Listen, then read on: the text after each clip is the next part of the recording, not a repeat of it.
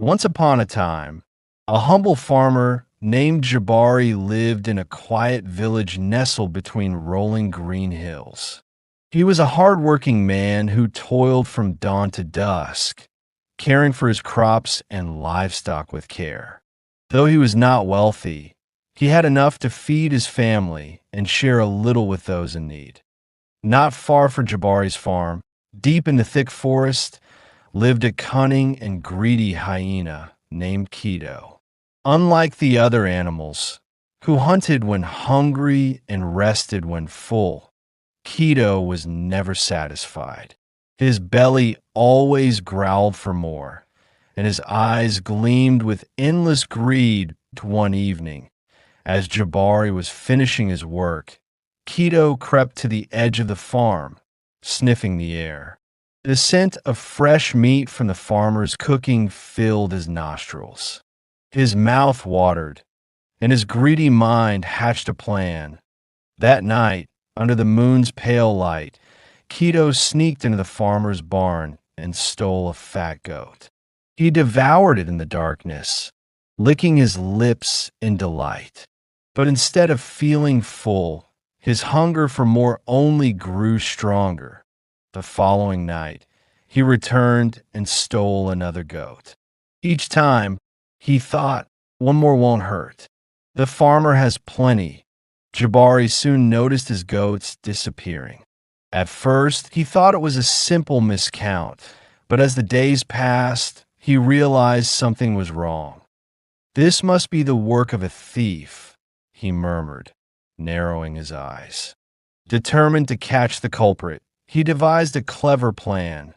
That night, instead of going to bed, Jabari hid in the shadows of his barn, armed with a strong net. He waited patiently. The night grew silent, and then, just as Jabari expected, he heard soft, sneaky footsteps. Keto crept in, his greedy eyes scanning the barn for the fattest goat. As he lunged forward to grab one, swoosh, Jabari threw his net with precision, trapping the hyena. Keto struggled to escape, but the net was strong. Jabari stepped forward and looked at the hyena in the eyes. "So, you're the thief," he said, shaking his head. "You've stolen from me night after night, though you could have asked for food." But Keto said, "I just took a little, farmer." Yabai sighed. "A little? You've taken many goats. If you'd asked, I would have given you some food. But your greed made you a thief." The villagers soon gathered, hearing the commotion.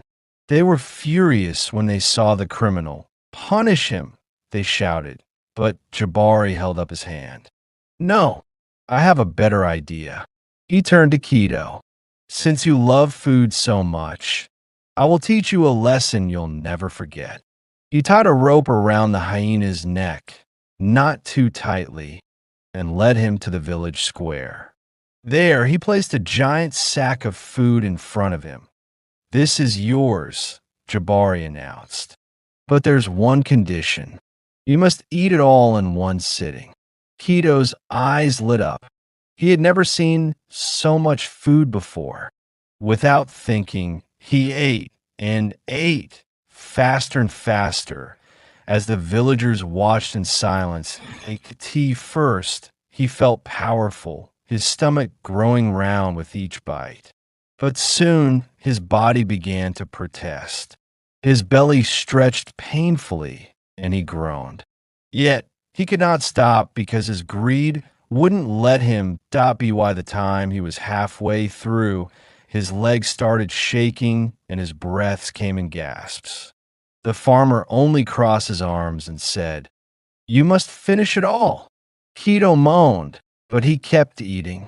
Finally, his stomach became too full, and he collapsed. Jabari knelt beside him. "You see, Keto, greed is a trap. The more you take, the more you want, until it destroys you. If you had been satisfied, you would not be suffering now." Keto gasped, his swollen belly aching. I understand." From that day on, Keto never stole again.